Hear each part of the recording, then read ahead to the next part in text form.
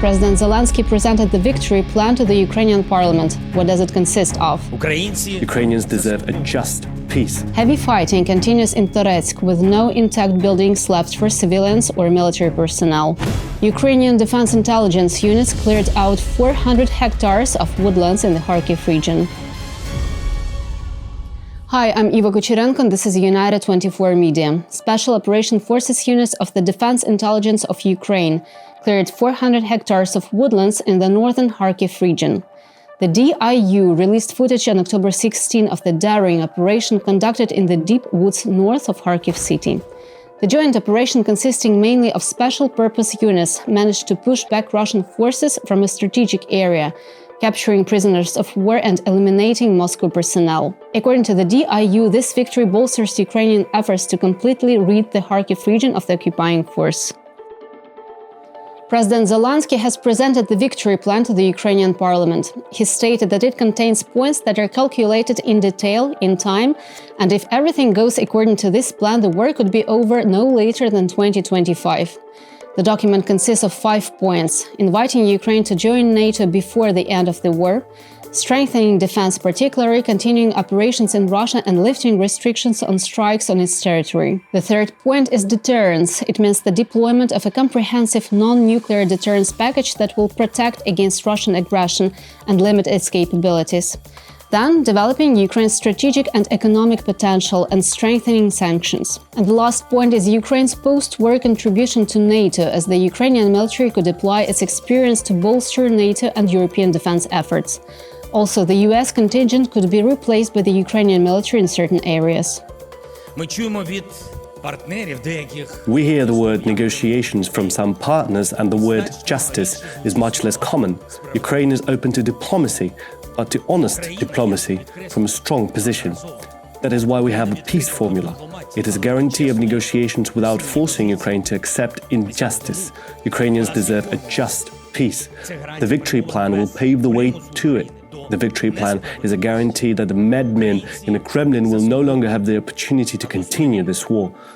According to Zelenskyy, the second, third, and fourth parts have secret sub-points that are revealed to partners. On Thursday, the victory plan will be presented during the European Council summit.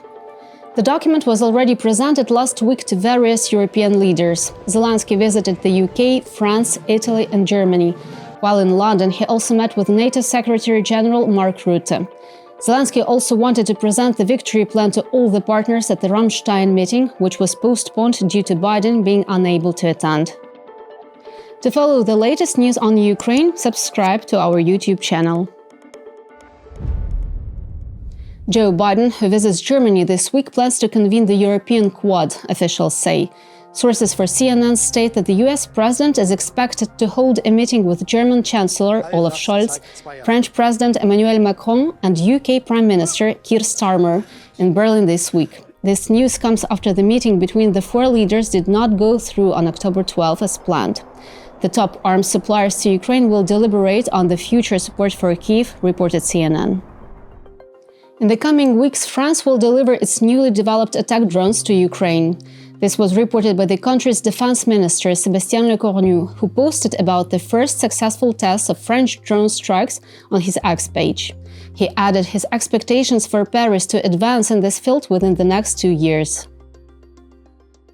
Russia has lost 10,373 artillery systems since the beginning of this year, reported the Ukrainian Ministry of Defense.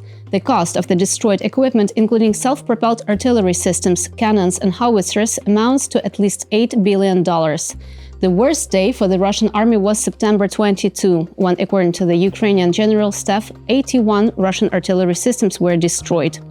The ministry's statement also noted that one artillery brigade consists of 72 artillery pieces, meaning that so far in 2024, Ukrainian defense forces have eliminated 144 Russian artillery brigades. There are no intact buildings or shelters left for civilians or military personnel in the city of Toretsk in the Donetsk region. This was reported by a spokesperson for the operational group of troops Luhansk, Anastasia Bobovnikova. She stated that Russian forces have begun occupying new areas of the settlement. The enemy employs the tactics of using artillery, destroying a city, destroying districts. In Toretsk, it's not just that there are no houses anymore. In some places, there are no districts anymore. They're passing through and entrenching themselves where it's simply impossible to hide. There are no shelters, nothing at all. Earlier, Bobovnikova reported that Russian forces are suffering significant losses in Toretsk, but their military leadership continues to buy the loyalty of its troops with payment incentives.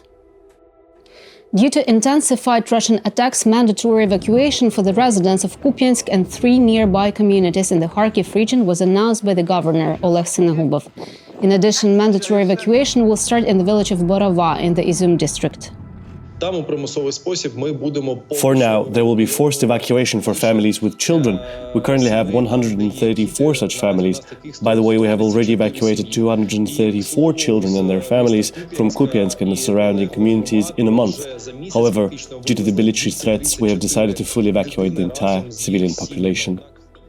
North Korea has de facto been involved in the war in Ukraine, stated President Zelenskyy in his evening address. I held a meeting of the staff. Several issues. Among the most important was the report of the intelligence services, the Foreign Intelligence Service and the Defense Intelligence of Ukraine on the intentions of the Russians for the fall and winter. Everything was quite detailed. The actual involvement of North Korea in the war, also Russia's relations with some other countries that unfortunately are investing in prolonging the war. On October 15, Ukrainian Suspilny media learned from an anonymous intelligence source that a special Buryat battalion, consisting of North Korean citizens, is being incorporated into the 11th Separate Airborne Brigade of the Russian Army. The estimated number of personnel is up to 3,000, with the expectations they will be sent to repel the ongoing Ukrainian Kursk offensive.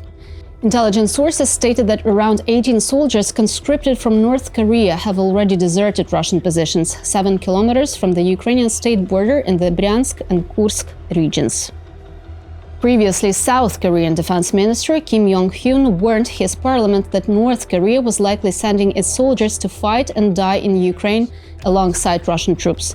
He had also mentioned that relations between Moscow and Pyongyang were evolving into what looked like a military alliance, and as such, further North Korean troops could be deployed in the war. On Monday, Russian media reported that Putin was about to ratify an all-encompassing strategic partnership agreement with North Korea. A document was already signed by Putin and Kim Jong-un back on June 19 during Putin's official visit to Pyongyang.